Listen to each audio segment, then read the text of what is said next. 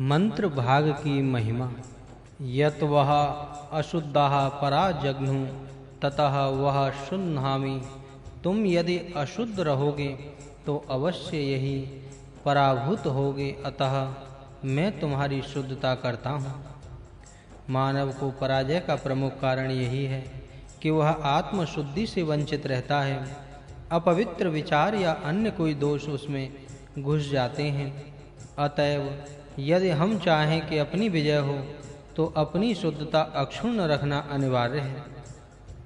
अध्यात्म पक्ष में अपनी शरीरस्थ रोग जैसे शत्रुओं से जूझते समय विजयी बनने के लिए शरीर की आंतरिक तथा बाह्य शुद्धता की बड़ी आवश्यकता है। राष्ट्र को विरोधी दल से मुठभेड़ करते समय विजय पाने के लिए भी राष्ट्र के घटकावय रूपी जो विभिन्न वर्ण एवं मानवीय वर्ग विद्यमान हैं, उनमें आचार तथा विचार विषयक पवित्रता ही अनिवार्य है। अर्थात शुद्धता पर ही विजय निर्भर है। अशुद्धता के कारण हार उठानी पड़ती है और शुद्धता विजय में सहायक होती है। शर्मा असी तो खूबसूरत है, ध्यान में रख कि तेरा सच्चा स्वरूप सुखमय है। इसलिए यदि मौलिक शुद्ध स्वरूप पर तनिक भी कलंक लगे या वह दूषित हो तो दुख होना स्वाभाविक है। अतः मानव को अपनी शुद्धता अक्षुण्ण बनाए रखना चाहिए। सुख आत्म शुद्धि पर निर्भर है और यदि वह प्राप्त हो तो क्या होता है देखिए। रक्षा अवधूतम अरातयः, राक्षस दूर हुए, शत्रु या अनुदार बल के लोग दूर हट गए, यह अनुभव प्राप्त होता है। शुद्धता होने पर शत्रुओं के दूर हट जाने से निर्वाधता का अनुभव मिलता है और यह हर एक मानव को मिलना ही चाहिए। शरीर में रोगों के कीटाणु और राष्ट्र तथा मानवीय समुदाय में आताताई एवं दुष्ट लोग राक्षस होते हैं। ये आक्रमण कर दूसरों को कष्ट पहुंचाते हैं। रोगों के कीटाणु मानव शरीर पर हमले चढ़ाकर और अधम लोग दुर्व्यवहार से सज्जनों को पीड़ित करते हैं। अतः कोई इनके वश में न चला जाए, स्वाधीन बनकर रहें। इस मंत्र में बतलाया गया है कि आत्मशुद्धि द्वारा इन्हें दूर किया जा सकता है। यदि किसी के चित्त में यह संदेह पैदा हो कि क्या मानव आत्मिक शुद्धता पाने में स्वतंत्र नहीं है, तो उसे हटाने के लिए अगले मंत्र में कहा है, अदित्याः त्वक् अशिः, तू अदिति का चर्म है। दिति का अर्थ है बंधन, परतंत्रता, दीनता, न्यूनता, खंडित होना। अदिति का अर्थ है बंधन से मुक्ति, स्वतंत्रता, अधीनता, अखंडितता एवं असीम वृद्धि। दिति से दैत्य, असुर तथा राक्षसों का सृजन होता है और अदिति से आदित्य देव तथा सुर का निर्माण होता है। दैवी संपत्ति अदिति की है और आसुरी विपत्ति दिति की है। इस संपूर्ण अर्थ को दर्शाने के लिए अदिति से स्वाधीनता का भाव यहाँ लेंगे, पर पाठक दूसरे अधीनता, बंधन से छुटकारा आदि ध्यान में रखें। हे मानव, तू स्वाधीनता की त्वचा है। त्वक का अर्थ है चमड़ी, बाहर ढक्कन या आच्छादन। यहाँ पर आच्छादन अर्थ लेना चाहिए। हे मानव, तू स्वतंत्रता का प्रतीक है और आच्छादन है, अर्थात तुझ में स्वतंत्रता, अधीनता का वास है, तो उन्हें घर घेर कर अपने में समाविष्ट कर लेता है। परतंत्रता, दीनता या पराधीनता मानव की विकृति है, प्रकृति नहीं। अतः मानव यथासंभव इनसे दूर ही रहे। मानव प्राकृतिक प्रेरणा से ही स्वतंत्रता एवं अधीनता चाहता है। इस बात को न भूलकर मानव को उचित है कि वह आत्मशुद्धि द्वारा रोग आदि बंधन से मुक्त हो और जनता को भी दुराचारी लोगों के बंधन से छुड़वाने की प्रबलता, अभिलाषा मन में धरे।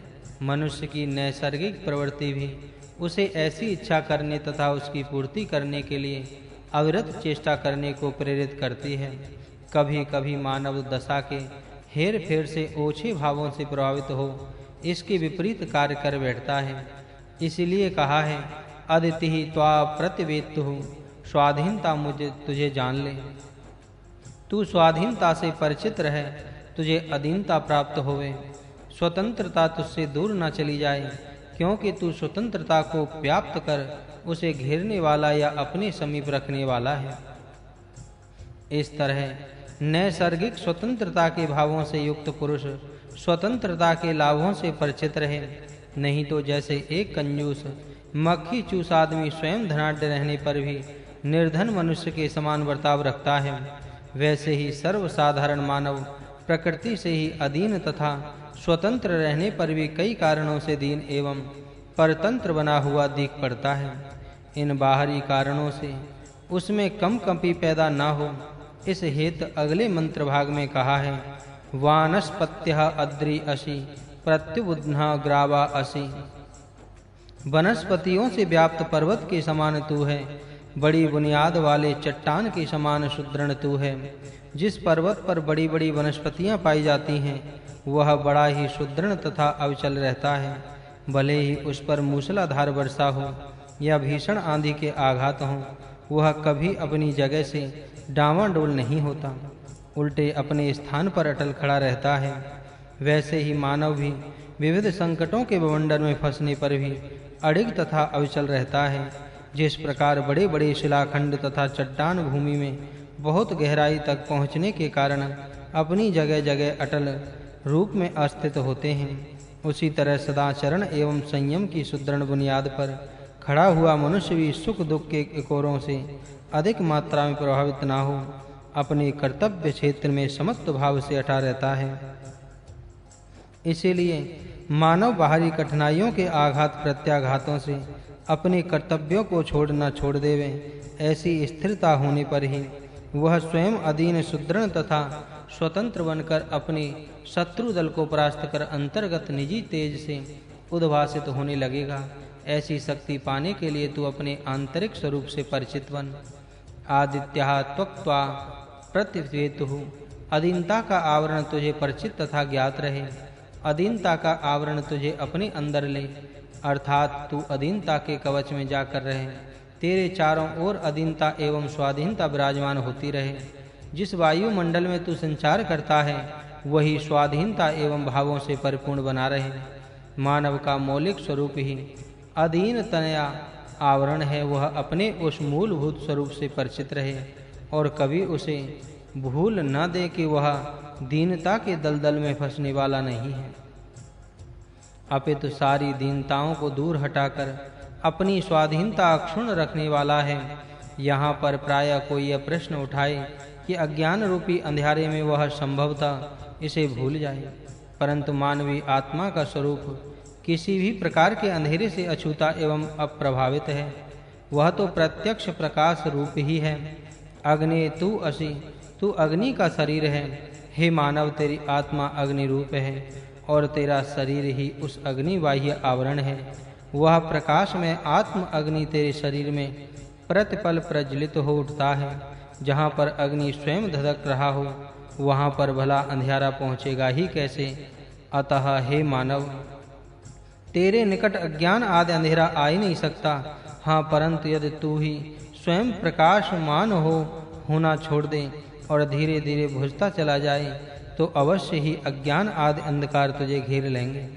इसलिए तुझे उचित है कि तू ऐसा प्रबंध कर जिससे तेरा प्रकाश धीमा न होने पाए। यह भी मानव का ही एक विशिष्ट एत प्रेक्षणीय वैशिष्ट्य है। वाचः विसर्जनम, वाणी का विशेष रीति से सृजन करना ही तेरा विशेष धर्म है। मानव में दिखाई देने वाला एक विशेष महत्वपूर्ण गुण यही है कि वह वाणी तथा शब्द का स्पष्ट उच्चारण कर सकता है।